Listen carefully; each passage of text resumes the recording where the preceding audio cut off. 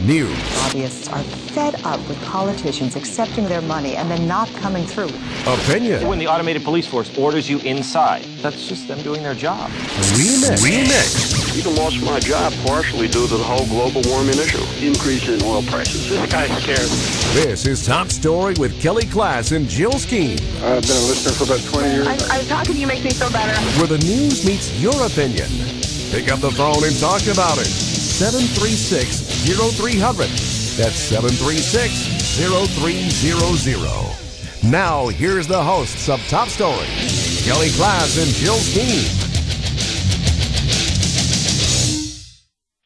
Well, good morning and welcome to Top Story, 736-0300. Always the number to call. And good morning, Jill. Good morning, Kelly.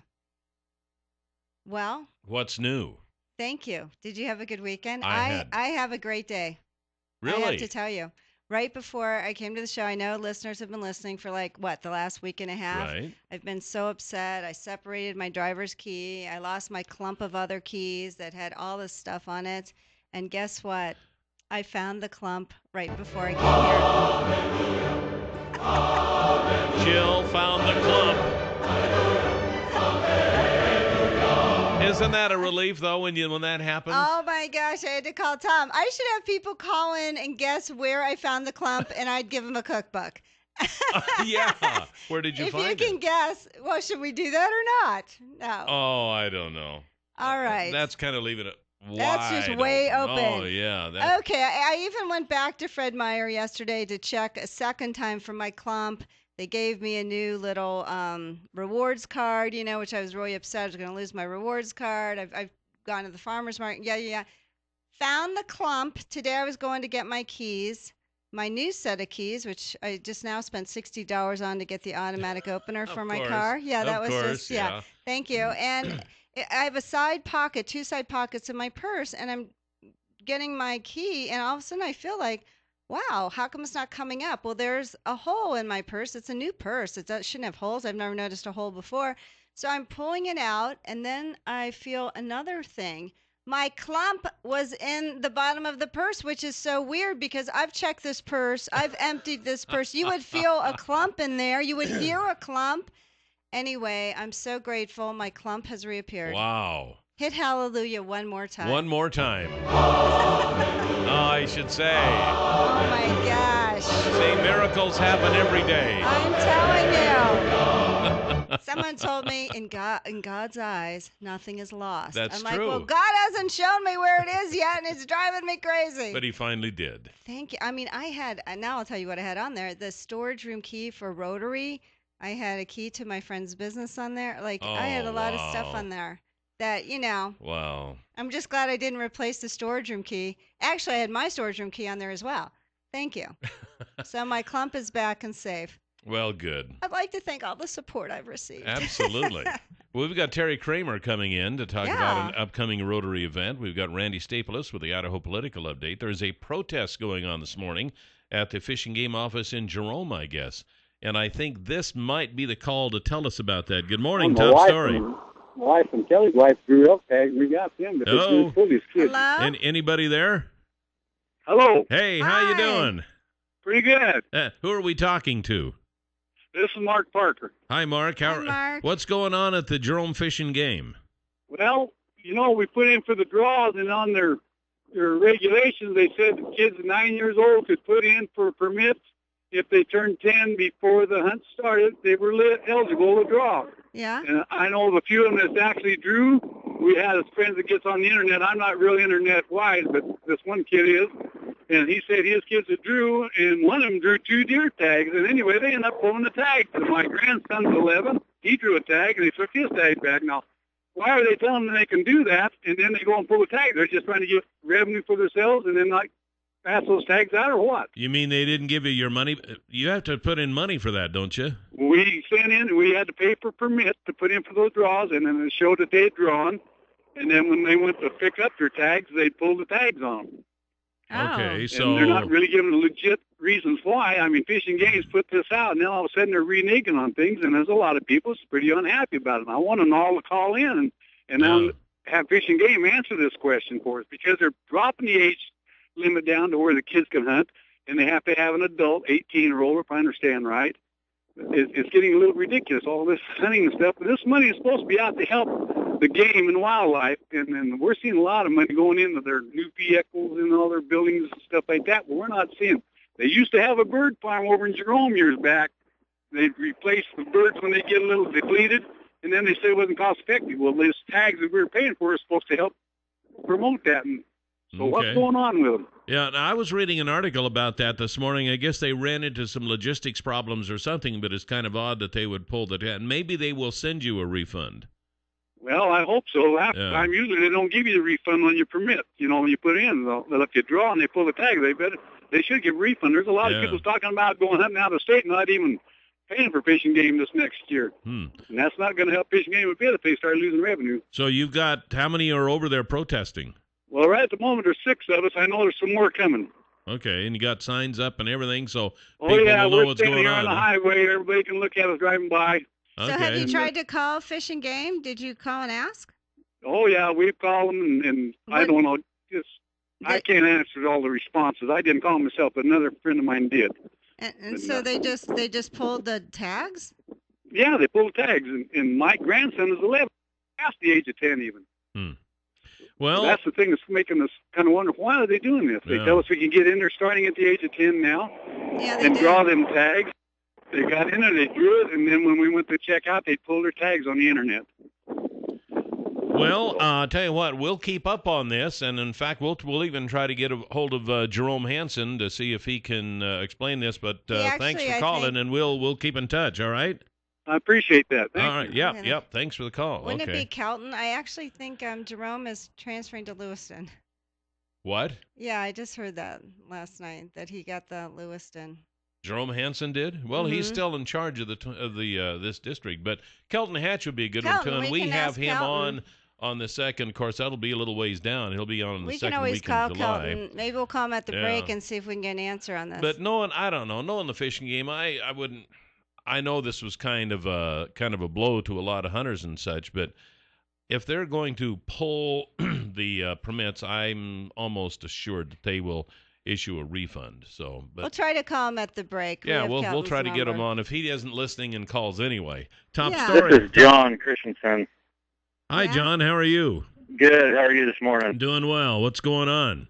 Oh, we're just calling in for support for, Fish and Game, this debacle that they've created for themselves. They helped write the laws. They helped pass the laws. Then they decided not to follow them, and so now they're in the mess that they're in. Are you with the group that's protesting? Yes. Oh, okay. All right. Yeah, we're going to try to get a hold of Jerome Hansen or Kelton Hatch or somebody, see if they can answer. Yeah, get a hold of Kelton. We want to make sure that Virgil's aware that, if they weren't going to let these kids put in, they shouldn't have took our money, let them put in, and then tell them they drew their tag, and now they're going to take it away. Yeah. I read that. Thanks for the call. I read that story this morning and thought, well, that's kind of interesting, but I didn't realize they had pulled them away without a refund, but there still might be a refund on the way. I don't want to get too carried away. I can understand why they're upset, but... Well, yeah, why pull them if you say, because, they did say 10, down to 10. What was it before, 12, and now they moved it down to 10? I think so. So you have to wonder why. Anyway, I can't we'll try imagine. To get a hold of Kelton at the break. I can't imagine Fish and Game pulling those back after you paid money and then not refunding the money or doing something to make up. First of all, I think that would be illegal, and secondly, it would be unethical. But why would you do that to little hunters? They're trying to build that up. I don't know. There was some sort of a logistics problem, or somebody was complaining about something, so they were pulling back and kind of regrouping on this. So they weren't. It was a bad rollout, apparently. It was a bad rollout. Yeah. Terry Kramer's here, and he's shaking his head yes, and shaking his a July 1st thing. Oh, you got to wait till July 1st, Terry. So the ones who pull them will get their stuff back. Oh, now we don't. So you had all this good information until it really get down to it really gets good, and then you don't know. Terry, what's the word? He's being quiet now. He's going to wait. We'll talk to him. We're going to talk to Terry Kramer about an upcoming Rotary event. We got another caller coming. Okay. Let's see if maybe they know something. Top story. You're on the air. Good morning. Hey, good morning. How are you guys today? Doing well. How are you? Good. Hey, I read in the regulations because my boy just turned 10, and what I understood it is they can put in for the second chance drawing in August, but not the first one because the law doesn't go into effect till the 1st of July. Oh, so that's what it was then. Okay, so that's the way I read it. I didn't put my kid in because it stated right there that their age, they have to wait till after the law goes into effect. So then so the ones who pulled. I'm assuming the ones who made that mistake maybe will get their money back. That's what I would guess. That'd be the right thing to do. It's just an honest mistake, but it states in the regulations, unless I misread them, that not until the second chance drawing. Okay. Well, we'll try to get Kelton. All right. Well, hey, thanks for that input. Yeah, we'll try to get a hold of Kelton or Jerome Hansen or somebody to find out about that. Wow. Here we go. Monday morning controversy already. Protesters at the Fish and Game office in Jerome. So. Well, I'm sure they're probably I don't know. I've dealt quite a bit with the Fish and Game around here, and well, should we try to call Kelton now? I don't think they're gonna leave you holding it. Well, we're coming up on a break. Oh yeah, we are. Do you have his number in your cell phone? I do. We'll call him at the next segment and see if we can get him. Yeah, we'll call him during the break, see if we can get him on and just, or at least have him give you an answer. Yeah. If he's too busy to talk, maybe he can at least give you an answer. Maybe don't he's, worry. So in we'll a find out throng about of that. protesters, and he can't get to his phone to call us. That's right. Good luck, Kelton. Good luck. So we'll try to find out about that. Speaking of July 1st, we got the July 4th weekend coming up, and gas prices are up. Prices will average about $3.68 a gallon for regular grade gas, which is up 17 cents from last year, but well below the all-time $4.11 record set just after July 4th of 2008. I know people complain about gas prices going up a few cents and going down a few cents, and I used to do the same thing, and finally I just realized, it's just the way it is. There's nothing we can do about it, whether they're taking advantage of us because of the situation in Iraq. Or every summer it goes up. Yeah, every summer it goes up. Sorry. It's kind of picking your battles, Yeah. That is a battle, but there's other battles, I guess, that I have a better chance of winning.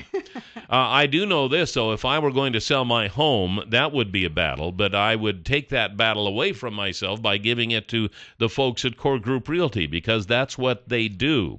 And Gabe Cordova and the crew say, if you want to sell your home, give them 24 hours. Just give them 24 hours or 48 hours, but be serious about it, because chances are if they list your home, it's going to sell, because they have a whole database of buyers right now who are ready to buy. They've been pre-qualified, or they have the money, all the way up to $600,000. So if you're selling your home, you're going to upgrade, or you're going to move out of the area for some reason, Core Group Realty is the place to go to sell your home. 933-2673, or get more with Core.com. If I were going to sell my home, I would be calling Gabe right now. So you should do it if you want to sell your home. The key is if you want to sell your home. If you just want to fiddle around, then don't call them. But if you want to sell your home, call Core Group Realty. We got more coming up. We'll try to get a hold of Kelton Hatch or Jerome Hansen here, get some answers here on Top Story. Whenever the music starts. You ready? You're on, Jill. Hi, Jerome. Am I on or are you on? Stand by. Welcome back to Top Story. Okay. We have Jerome Hansen on the line. My gosh. He had just pulled up to the. You got to lower that music count. Okay. All right. Now we're going here. Okay. Jerome Hansen, are you there? I am. How you doing? Thanks, Good. Jerome. How are you? We're doing okay. Well, we got some calls this morning from folks saying that their kids who are under 12 now put in for the youth hunt. They drew, and then they withdrew the tags, and they were a little upset. So we thought, well, I'm sure there's an explanation. So let's call Jerome Hansen and get it all straightened out. Well, here, I don't know exactly where we sit, but what happened, we have the new law that allows 10-year-olds to hunt big game. Right. And But because the new law didn't take place until July 1, those younger kids weren't eligible to put in for controlled hunts. Okay. Which we typically do in June. Okay, so you withdrew the ones that got the tags, right? Well, no. Okay. The decision last week was to be, and again, I don't know exactly how various ones slipped through the cracks, but it seemed to be mostly where a younger ineligible child was put in on group applications, and somehow it slipped through the cracks. So we had approximately 1,000 ineligible youngsters Really? that had put in for the drawings. And the drawings, the deadline for putting in for controlled hunts was June 5th. And then sometime after that, we do the actual drawing in June. And so when that was all said and done, when the smoke cleared, we had several ineligible youngsters, and hence that would have made the other folks on the group drawing also ineligible. Oh, okay. So I think at that Yikes. point we were kind of between a rock and a hard place in terms of which direction to go. Do we kind of redo the whole thing, or let those ineligible folks stand? and again, ineligible is kind of, it's just basically because the new law didn't really take place until July 1. Okay. If this was all, if the new rule had taken, or the new law had taken place before July 1, everything would be hunky-dory. But the problem is a lot of younger folks did not put in, i.e. because they were told they couldn't. Yeah.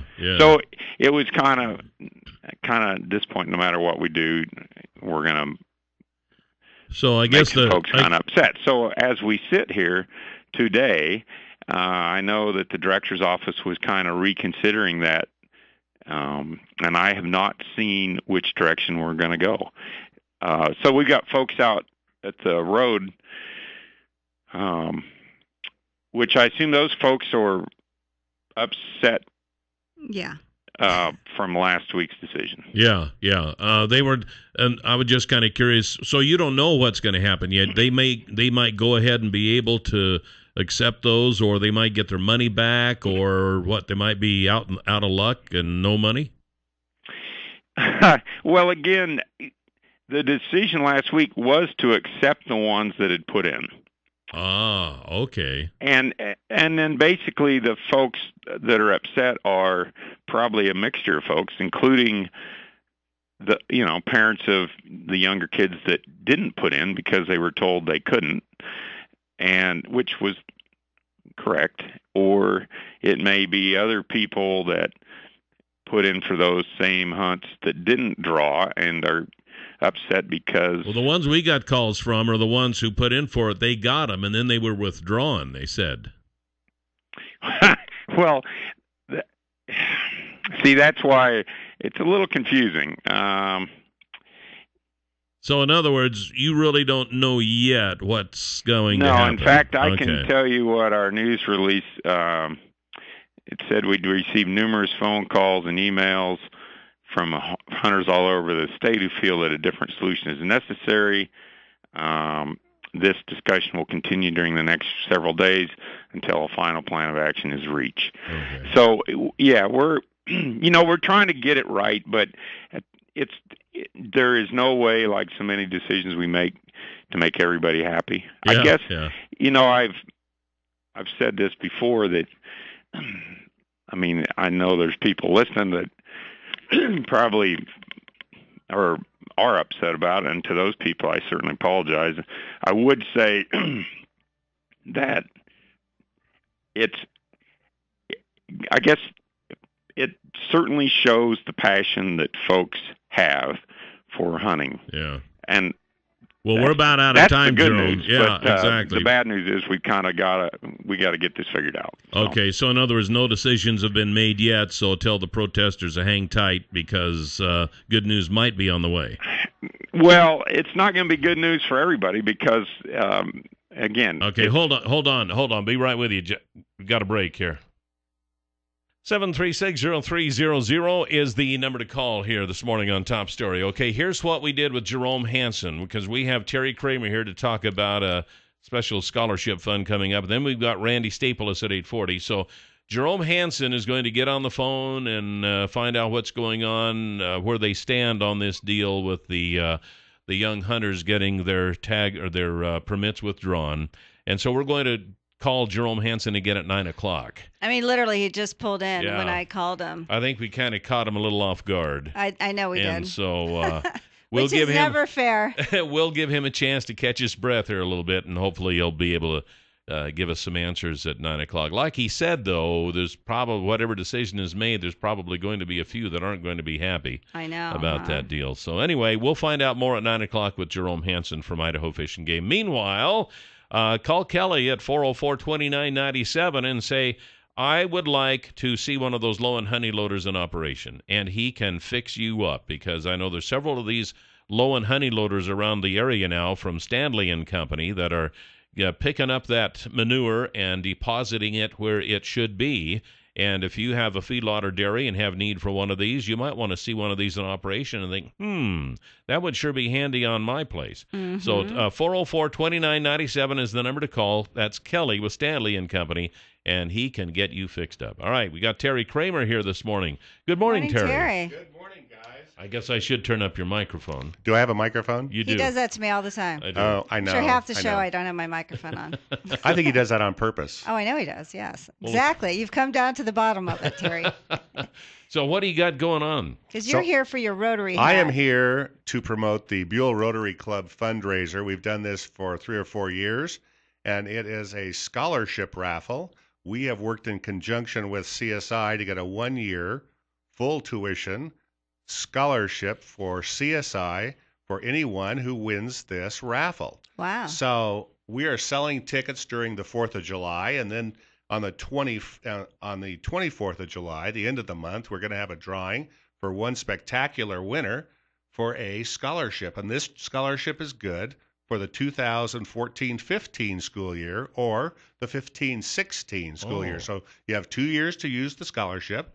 Fully transferable. So is there an age limit at all? Nope. So if a grandparent wins it, they can give it to their grandkid, or maybe grandma wants to go back and get a degree. Oh, so wow. That'd be nice. It's totally transferable. You can use it for anyone. The people that have won it have been really excited about this, and it's an opportunity, to get an entire year's full tuition.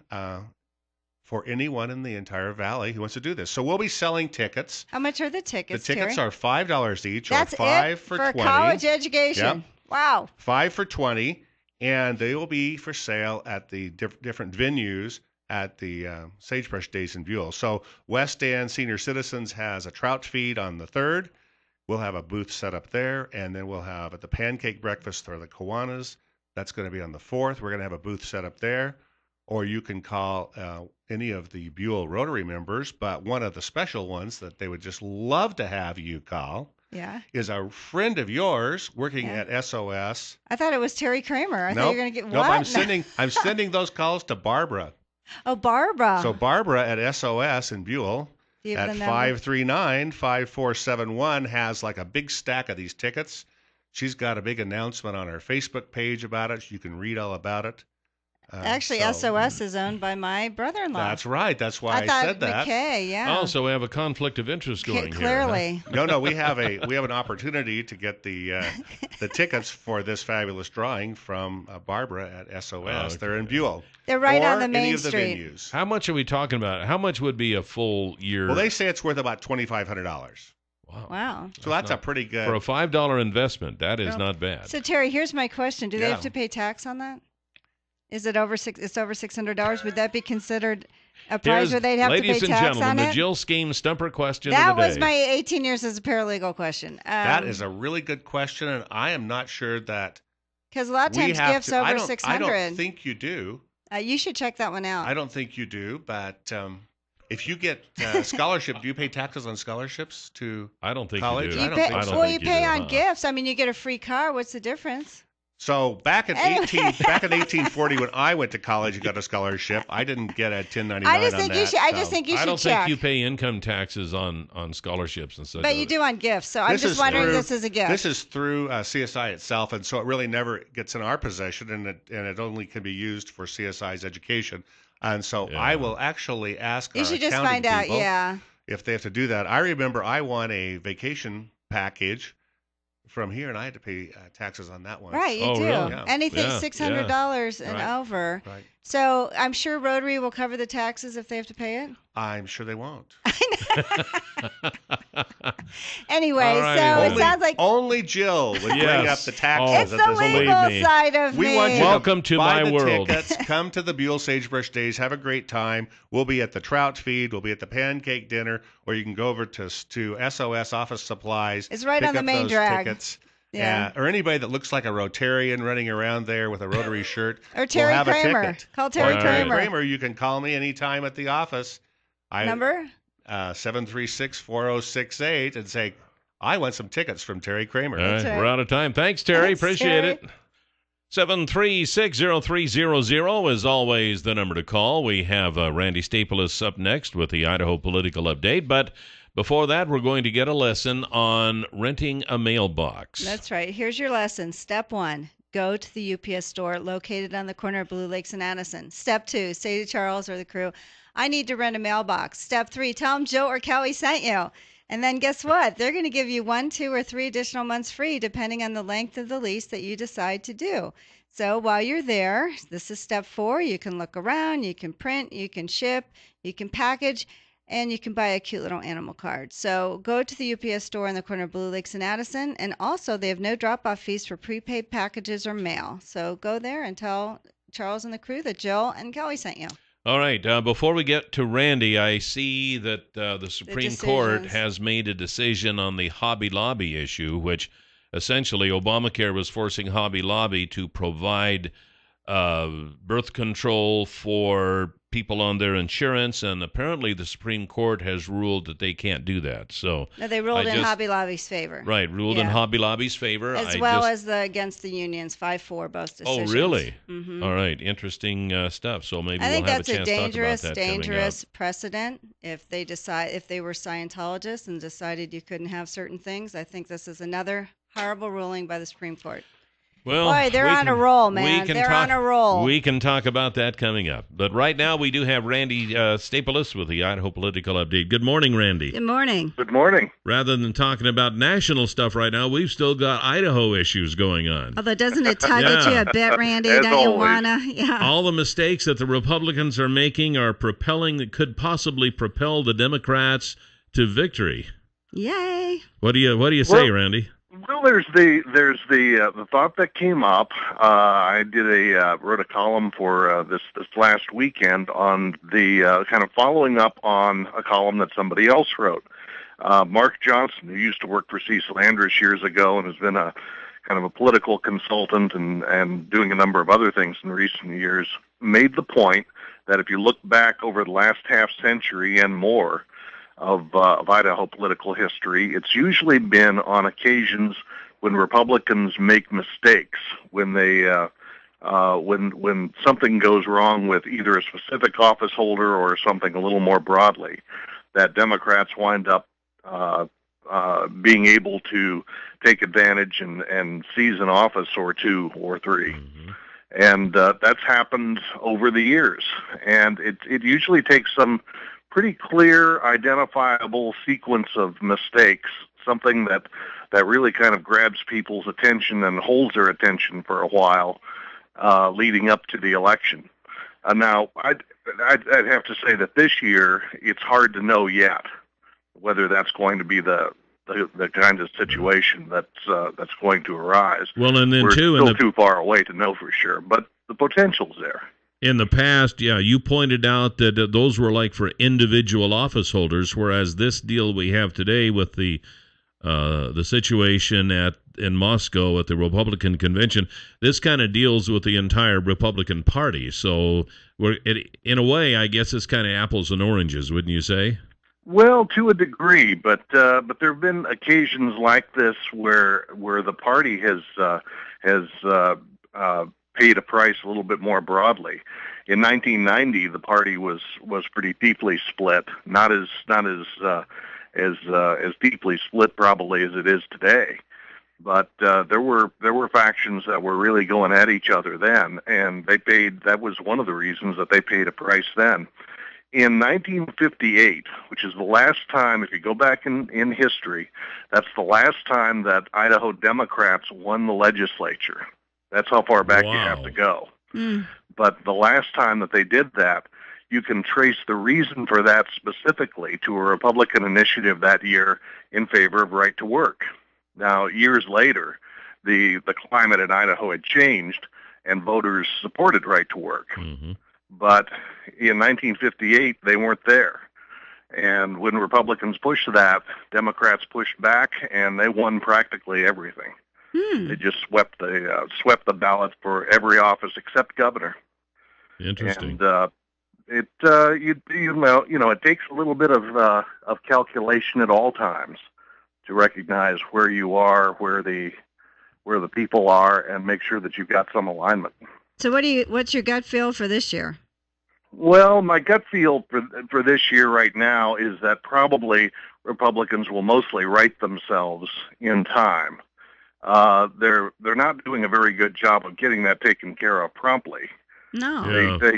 They're not going to be meeting in terms of their party organization until early August. And that means that they're going to be sitting here with more headlines, more people sniping at each other, and with the situation undetermined during a period when they should be organizing their campaigns. Yes. And that's what they would ordinarily be doing. Well, and the candidates will be doing that. Now, but there'll be a lot of Republicans who'll be sniping at each other during this time. We've got two meetings coming up, too. It's August 2nd for what you might call the more traditional GOP, I guess. Then you got August 9th, which is the one that Barry Peterson has called. So how are they going to resolve this? Or are they, or do they need to? There is. Everybody does seem to agree that the party's central committee, which is made up of members from all the counties, from across all the counties, legislative districts, membership from across the state. There is, I think, general agreement that the central committee is the group that can finally resolve it, make a decision, and then move on. That's the one on the 2nd?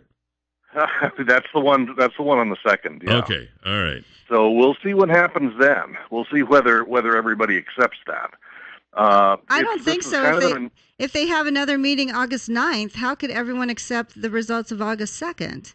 Well, that's a good question. And there's kind of the point where you would think that there would have been an acceptance of what the kind of the reality of the situation was before this point. I would think that in most past years, a decade ago, say, I don't think that something like this could have happened. Yeah. Now I don't think that it just would have been in the cards at all. There was a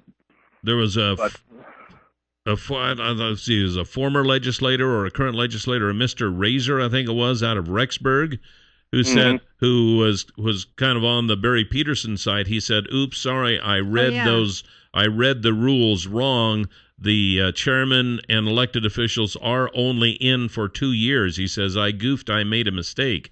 What's that? What's that going to mean for the April 9th or for the August 9th meeting? Well, you would think that it would help kind of set the table for that in a pretty clear fashion. I think that ultimately, what's probably going to happen is that there will be a new election for chairman. And part of what makes it a little bit more complex is that it's not clear if it's not Peterson who it would be, because there were two other candidates for the job. And by the time the Central Committee meeting comes around, who knows? There could be more than that. Yeah. The field could have changed yet again. And the ones who wanted to, they might have decided, I don't want to have anything to do with this. Well, that's always possible. And you could wind up with the situation of no leadership really on the one side and some leadership on the other side, which seems to have not enough people supporting it and not enough of a base. Now, they said also it would affect how many, I think, delegates Idaho would have at the Republican National Committee. I think last time I misspoke and said convention. And that starts August 9th. So we would go from 3 to 2 if this isn't resolved. Isn't that correct? Yeah, that's true. But that probably won't matter an enormous amount for the short term. It does technically in terms of Idaho's voting strength there and for the short haul, but there are not very many decisions that very many people are going to care about that are going to be made by that group for the next few months. But doesn't it just show like how screwed up they are that you can't even get this settled so you have like your appropriate number? You know what I mean? It's just, why wouldn't they settle this prior to that? So they actually look like they have something together at the Republican National Committee. That's why, as my understanding, Michael Matthews called the meeting for August 2nd, so they could get it resolved. Right, but then you've got the other faction for August 9th. They're not getting together. These two are not getting together. And whatever, this is my prediction, Mike Matthews, whatever they decide over there, this other group is going to say, no, this isn't what we agreed to. I don't know how you get the two together. Well, and that's, and the other part of it is that there may simply not be an agreement at all. There may simply be a part of what I think has happened is that it's gotten to the point that there are some people who are talking in terms of the other side of being not just the other side and not just kind of my adversary for the time being, but of being the enemy. And right. I've seen the word evil actually applied in a number of cases. I've seen a few pieces from letters to the editor, guest opinion, that sort of thing, from some of the people who are activists on that side of the equation, on the Peterson side of the equation, not Peterson himself, but some of the people who are supportive, who are using that kind of really pretty extreme language. And when it comes to that, then how do you compromise with evil? How do you reach a resolution with evil? Yeah. And one group is there not to compromise. That becomes a lot more problematic. Yeah. Well, okay, we do have some other issues going on besides the Republicans, I guess. But I guess starting tomorrow, Idaho will be taking over the Idaho Correctional Center near Kuna. Are we going to be ready for that? Well, the State Department of Corrections maintains that they have, and I suppose that it should that it's likely that they will be. They maintain that they've been working on it pretty steadily now for quite a while. They certainly do have experience with running prisons. It's not as though it's a new thing for them. Yeah, it's that's been their job. They should have all the benchmarks that they need from all of the other prison facilities around the state. So I would expect that they will be ready to take it over. It sounded like it. There was an article about the person in charge, and they've been meeting with this and talking to inmates. It sounds like things are trying to make a smooth transition.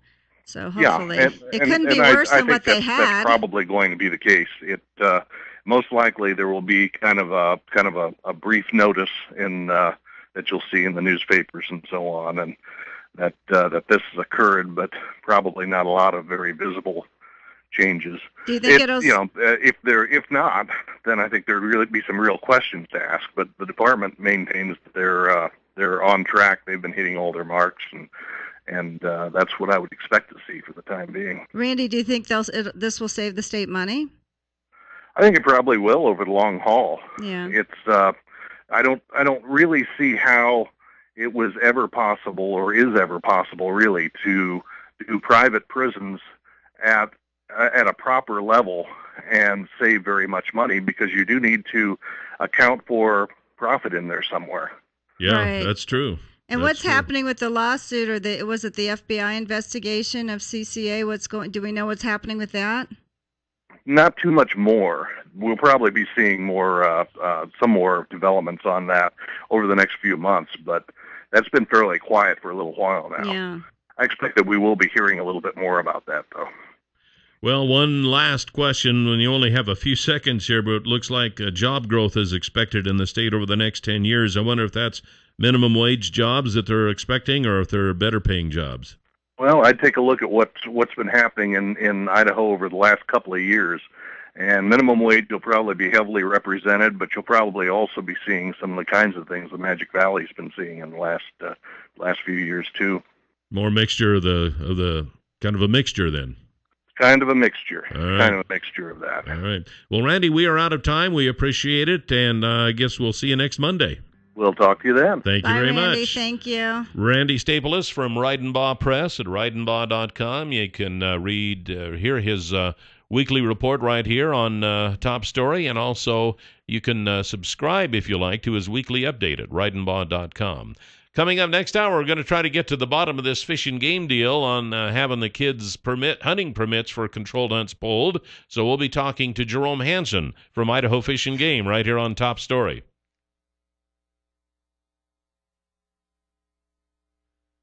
Wow, that must mean us, huh, Jill? I think so. Yeah. Welcome back to Top Story. 736-0300 is the number to call always. No matter what you're calling for, call that number. And people do and have. That's Yes, how they we do. heard about what was happening outside of Fish and Game. Yes, and that is still going on, apparently. Okay, here's the deal. We got a lot of stuff to talk about. We got Supreme Court decisions to talk about.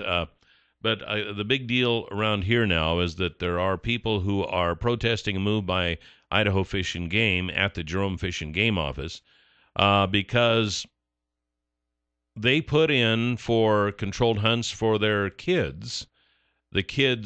Some of the kids drew the permits, and then Fish and Game said that they were ineligible because when they applied, the law was not in effect yet. The law goes into effect tomorrow. So what they had, according to Jerome Hansen, who's the current director of the Idaho Fish and Game for this district, said that they were ineligible. So they revoked those permits. Now they're trying to decide what to do, and this is where the rub comes in.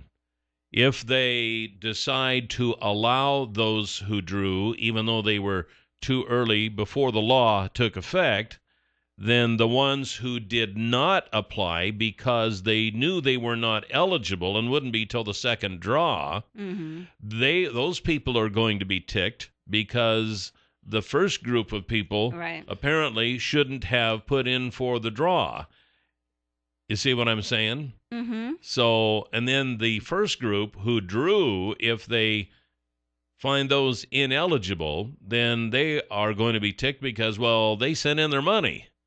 So probably what's going to happen is, well, I don't know what's going to happen. And Jerome Hansen, he's out talking to the protesters right now. So I just called. Well, there were 1,000 kids that were ineligible. Yeah, exactly. And they said that if they were on an application with someone else, those people were ineligible as well. Remember? That's right. Everyone, That's right. That's right. Yeah. So it's not just a lot of stuff going on here, and we got a call. I told Jerome. A lot of unhappiness. Okay, told see Jerome if it's him. to call the hotline if you got a chance. Top Story, you're on the air. Good morning. Good morning. Morning. Good morning. This apparently is I just wanted to mention on that hunt, though. I mean, and Hansen didn't mention this in the regs. It is said that they're not eligible till the second drawing. Right, but so apparently some people misread that. Well, apparently they didn't read it, and it comes across like the director feels like if enough people break the rules, it's okay. Yeah, well, see, that's what I understand. Yeah, I know where you're coming from.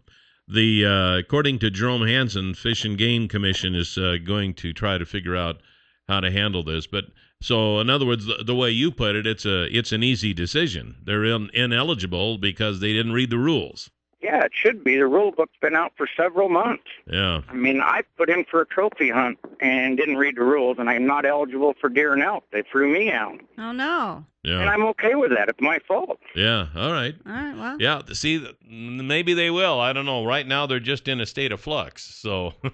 Thanks for the call. Appreciate it. When I called him, I don't even know if he knew there were protesters. Yeah. He hadn't even gotten to the office yet. I don't even think he got a cup of coffee, poor Jerome. Well, we got more calls coming in. Lambasted, yeah. Top Story, you're on the air. Good morning. Yeah, good morning, guys. Yeah, the kids are out. Period. It says in the book they're not eligible till after the 1st of July, which would be the second drawing. I don't see there's no question to it. And something else I'd like to make sure the Fish and Game get out there. These kids are too young to be packing a high-powered rifle anyway. And I know parents ain't going to like hearing that, but they're just too damn young. And something that if the parents get caught shooting a deer for one of these kids, not only should the parent get a citation for killing an illegal deer, but the kid should get a citation to learn their lesson about tagging an illegal deer. It happens too damn much. And I'm as much a hunter as the next guy. But these kids at 10 years old, they're not old enough to be packing high-powered rifles, going down through the trees.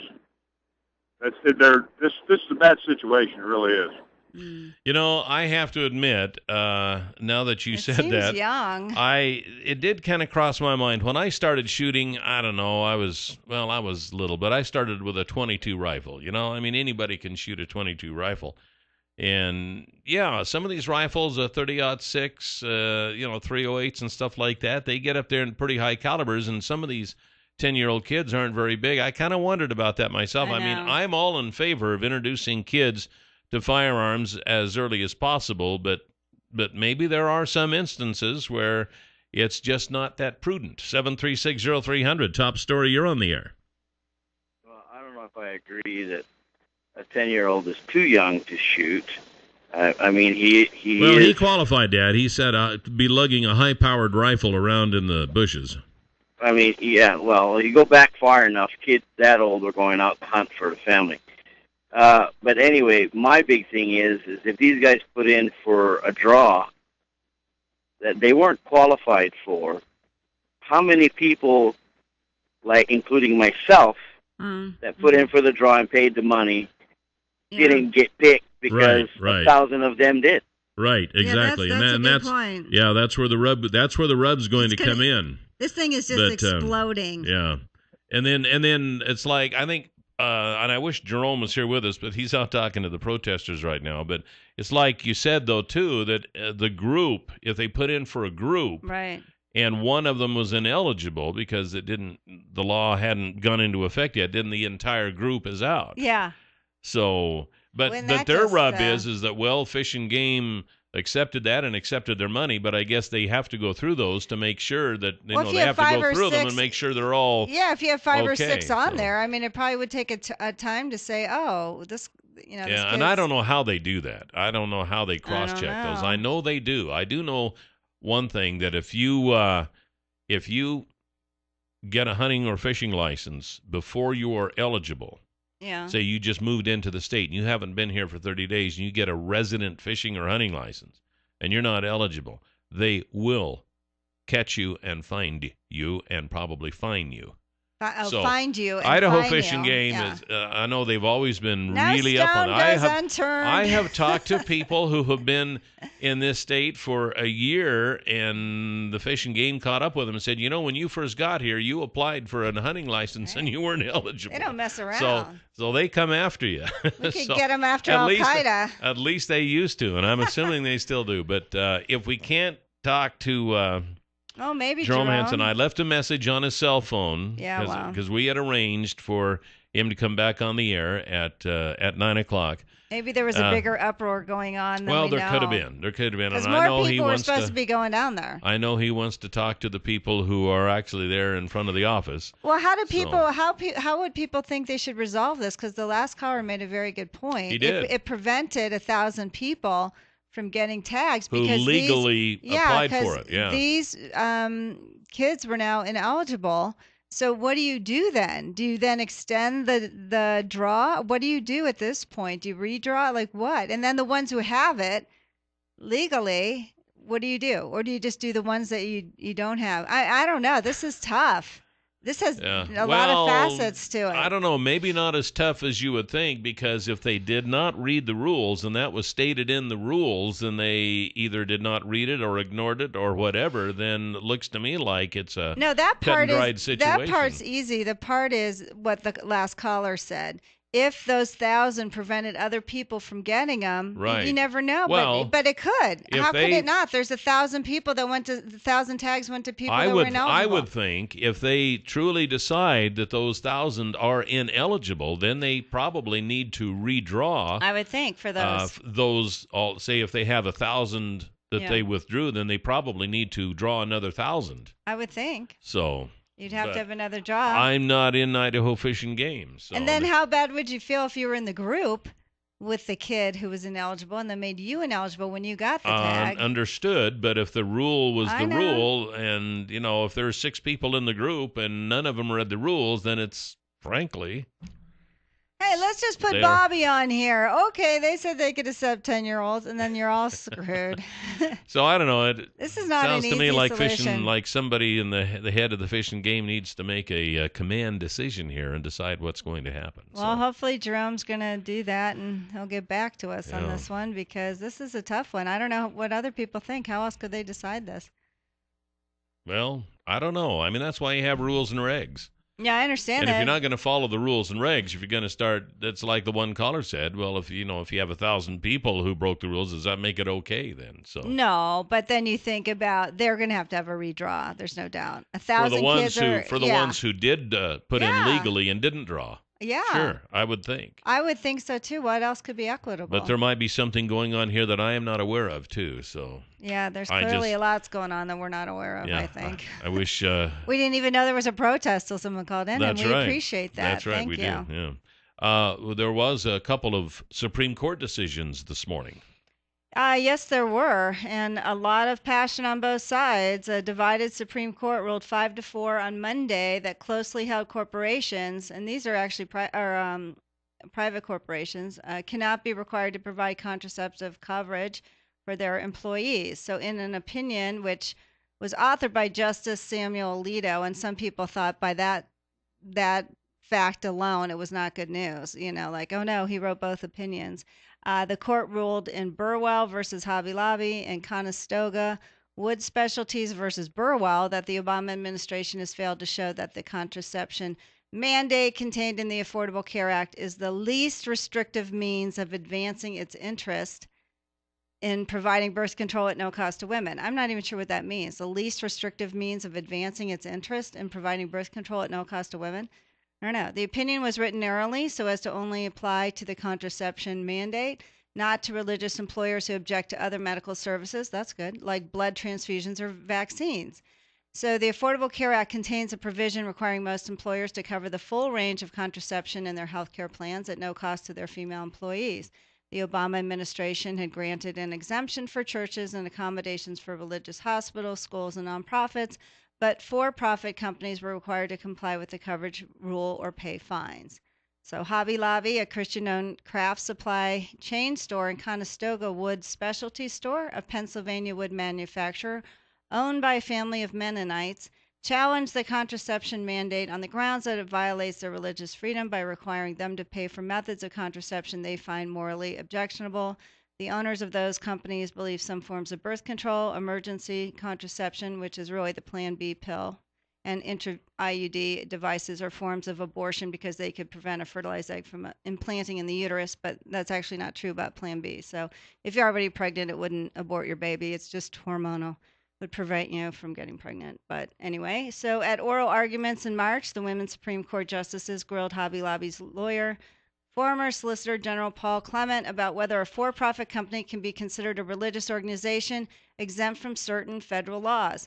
This is also disconcerting if they had, anti-discrimination or minimum wage laws, if they felt were all violations of their religion. Is this now going to be piecemeal laws going forward? So anyway, that's what we have right now. Well, that's what the Supreme Court decided, so I guess that's what we'll be living with, and I'm kind of glad. 736-0300 is the number to call here on Top Story.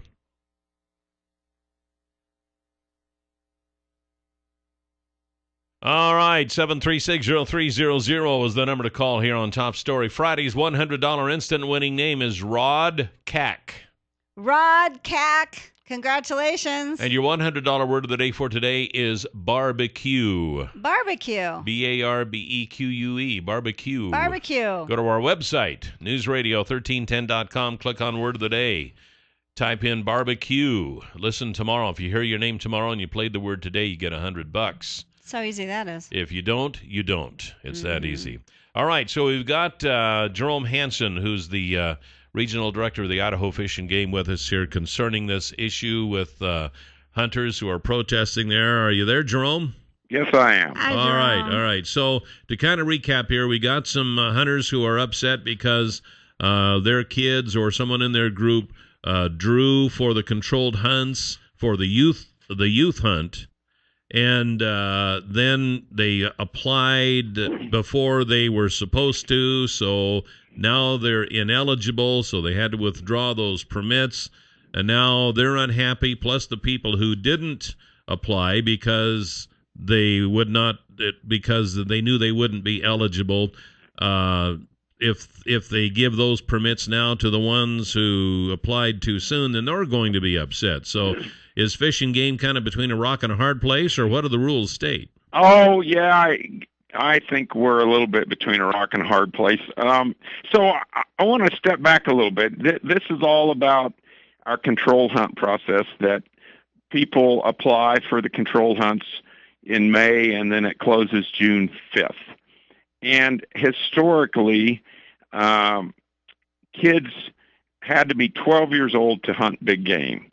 And kids were eligible to put in for the control hunts if they were going to be 12 when the season rolled around in the fall. Okay. That's the way it's been for quite some time. This year, we had a new law passed that allowed 10 and 11-year-olds to hunt big game.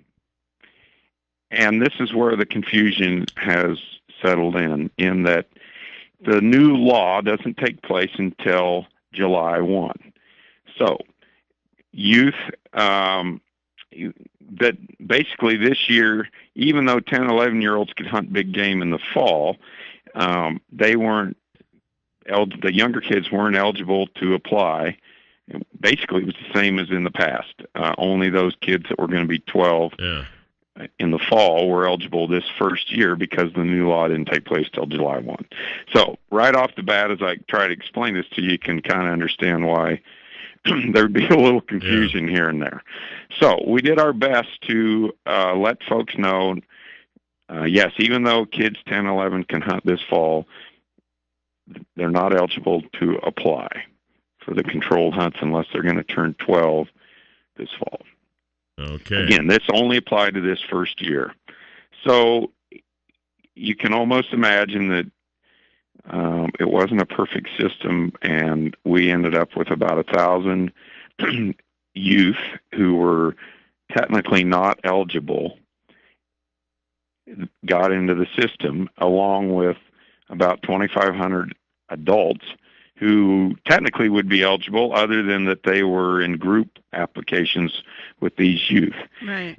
And so the drawing took place, and suddenly we were looking at, oh boy, we've got, out of those 1,000 kids, about 300 of them drew tags, apparently.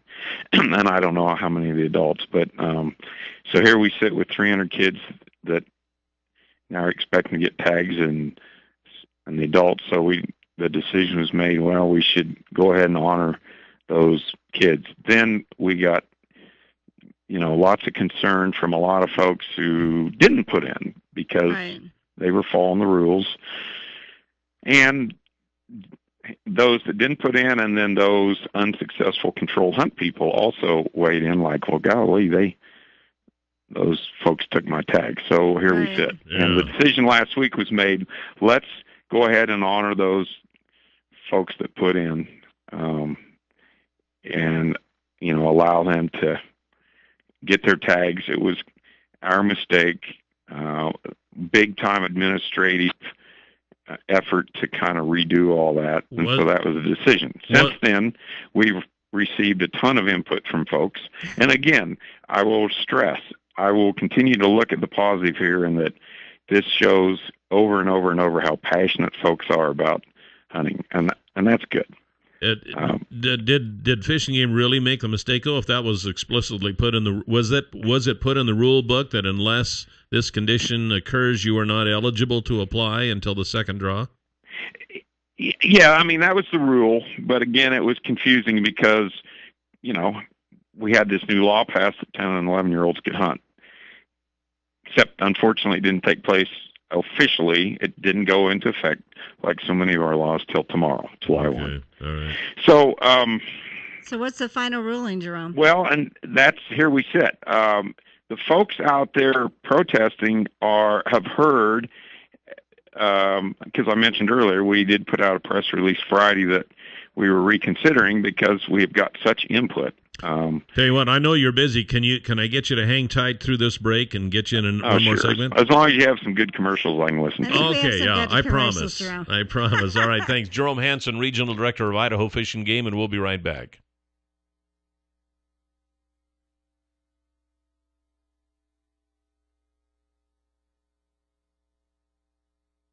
Seven 7360300, the number to call. We'll get back to Jerome Hansen from Idaho Fish and Game here in just a second. But first, the 4th of July is coming up. It's going to be this Friday. You know that. I know. Late again, as usual. Anyway, give you plenty of time to enjoy outdoors. You'll have a 3-day weekend. Well, just in time, Bish's RV in Twin Falls has all StarCraft travel trailers on sale. Like a new 2014 StarCraft 24-foot travel trailer that sleeps up to 6 for under $19,000. Plus, their entire inventory is on sale. You can literally save thousands off a new or used RV with great financing options on your approved credit, or you can let them help you in their parts and service department if you need. And accessories. They have a huge accessory department, so they're there to help you with whatever RVing needs that you might have. They're also serving free slow-smoked pulled pork sandwiches on July 3rd and 4th. So that will be on July 3rd and 5th. The 3rd and the 5th from 11 to 2. They're going to be closed the 4th, apparently. So the 3rd and the 5th go into Bish's RV at the Curry Crossing for slow-smoked pulled pork sandwiches. Yum. There you sandwiches. Go. All right. Jerome Hansen with us from Idaho Fish and Game. Okay, Jerome, I know you were in a thought when I had to interrupt you for the break, but do you remember what that thought was? No, I don't remember. I just started thinking about food listening to you guys talk.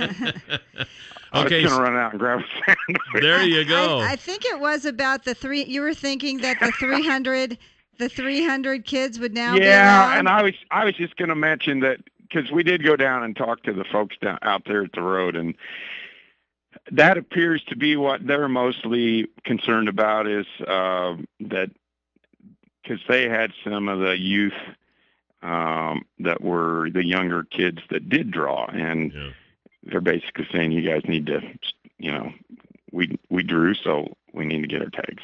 So I wasn't sure what they were, exactly where they stood. So, and obviously you can understand that feeling.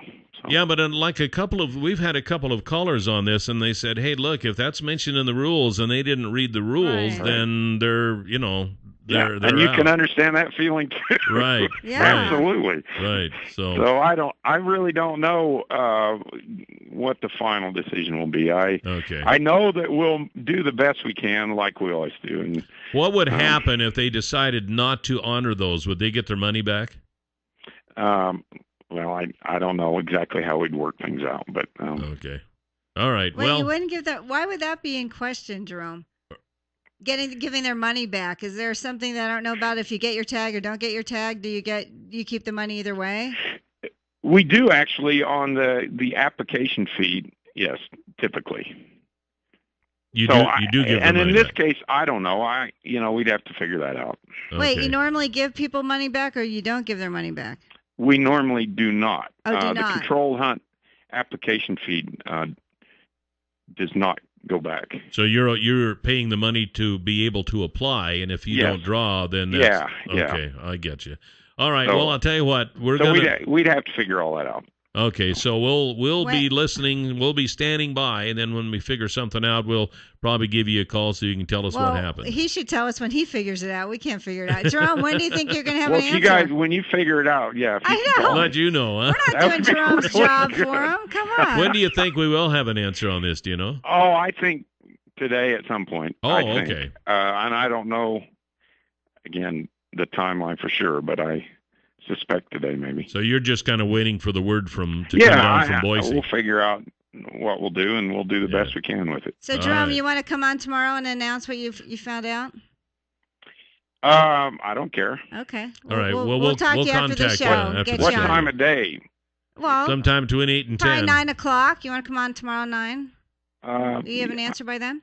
Yeah, I could potentially do that. Okay, why don't we do that? We'll pencil you in. I don't want to come on at 1 because I think the World Cup is on at 1, and nobody will be listening. That's Jerome, right. don't you listen to our show? We're only on from 8 to 10, for goodness sakes. I know. I just thought I'd make that point. Okay. Well, we appreciate that. So we'll see you tomorrow at 9 then, Jerome. Are you saying you want me to come over there tomorrow at 9? Can you? You can either come in or we could call you. I'll come over. Sure. Come over, You need Jerome. a break. You need a break. Get away from the protesters. All right. We'll see you tomorrow at 9. All right. Take care. Thanks, Bye, Jerome. All right. Jerome Hansen, Idaho Fish and Game. I think he's kind of torn between a rock and a hard place here. He's not sure what he doesn't want to say something that's not right, and he's waiting for Boise to come down with a decision, and he's dealing with the protesters out in his parking lot. So he's got a lot on his plate for a Monday morning. Yeah, you don't want to say the wrong thing. Welcome to the week. I know, huh? All right, so It can only go uphill from here, Jerome, right? That's right. It can only get better. It can only get better. All right. 736-0300 is the number to call, and we will be right back.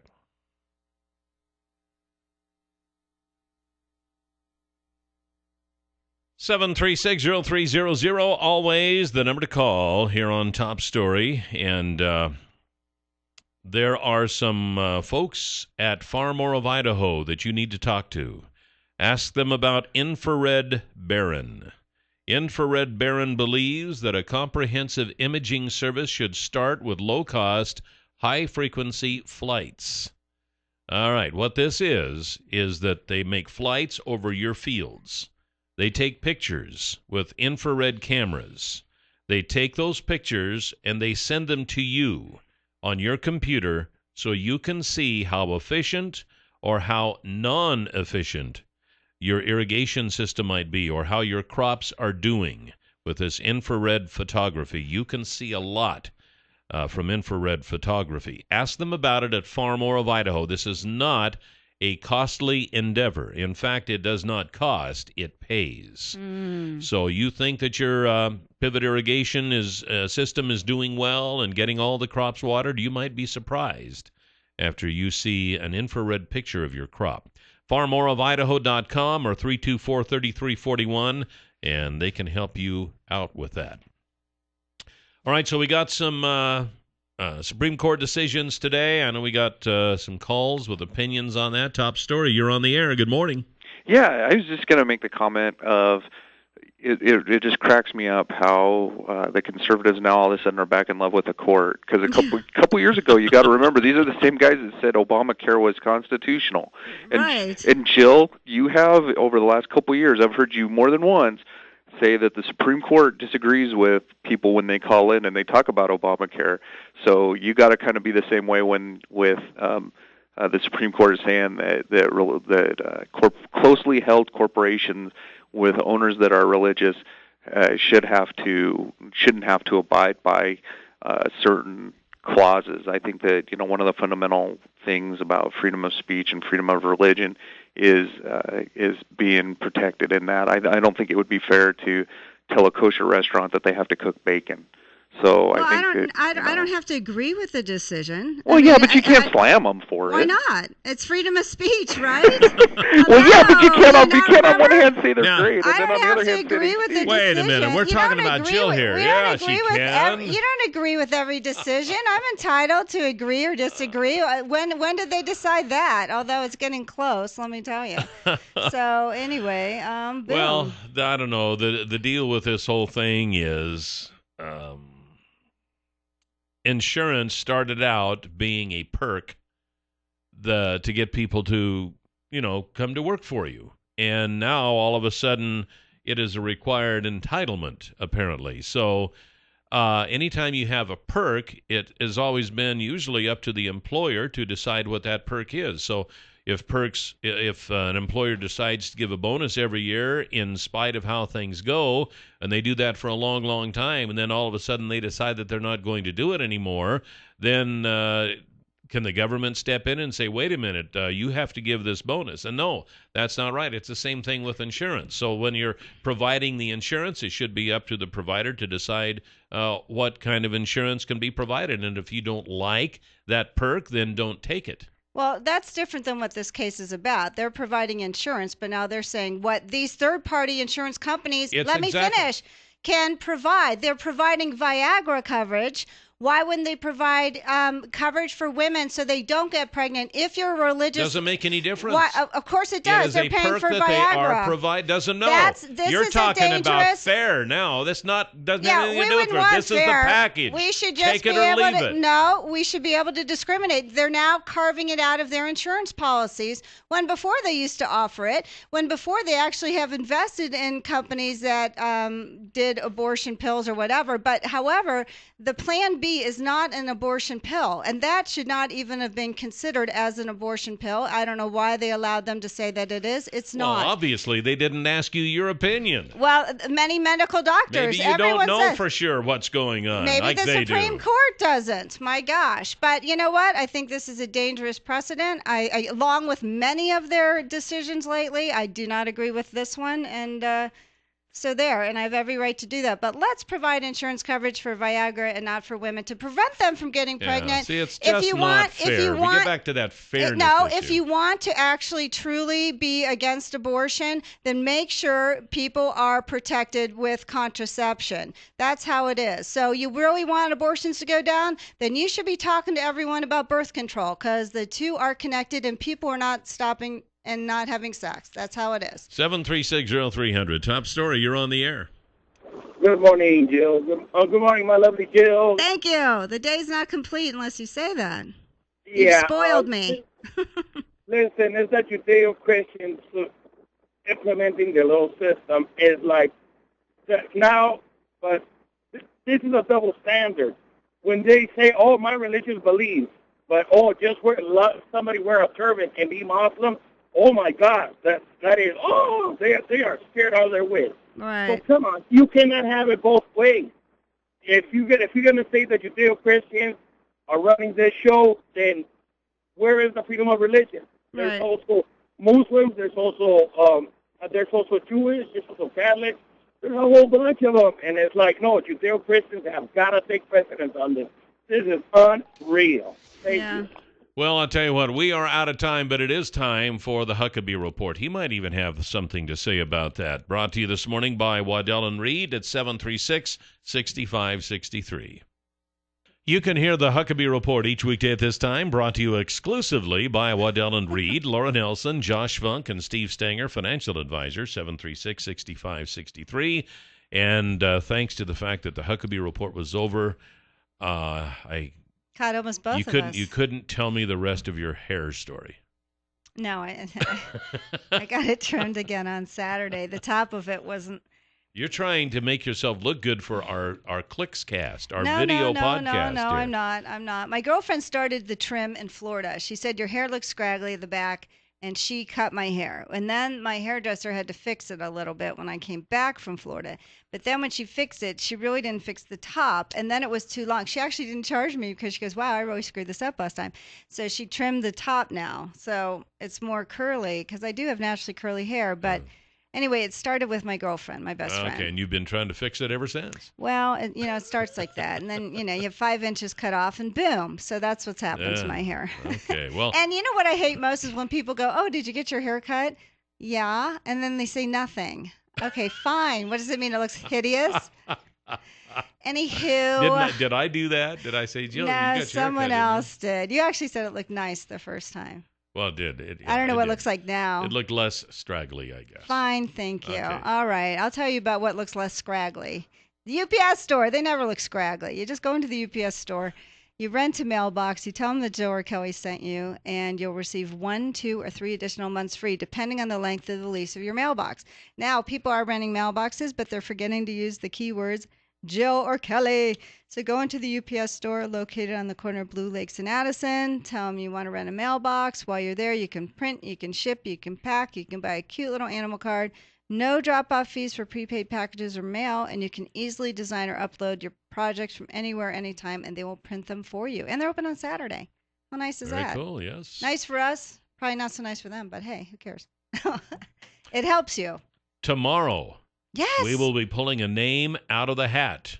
Mm-hmm. We will be giving away that another lunch at the Canyon Crest Dining and Event Center with Kelly and Jill. That's right. And a ride in the limousine. That's right. So if you have not signed up for that yet. If you did in previous months and didn't win, you have to re-sign up each month, okay? Each month. Mm-hmm. So if you have signed up in the previous months but haven't for June, please do, because then you'll have until midnight tonight to do that. Because tomorrow morning we'll be pulling a name out of the hat, but the entries will end at midnight tonight. I think we were going to maybe think about maybe we'll have Jerome Hansen. Maybe, or Steve Millington or somebody will be able to pull that out of the hat. Out of the hat. For tomorrow. All right, so join us for that then. And meanwhile, we will see you tomorrow. Goodbye, Jill. Bye, Cal.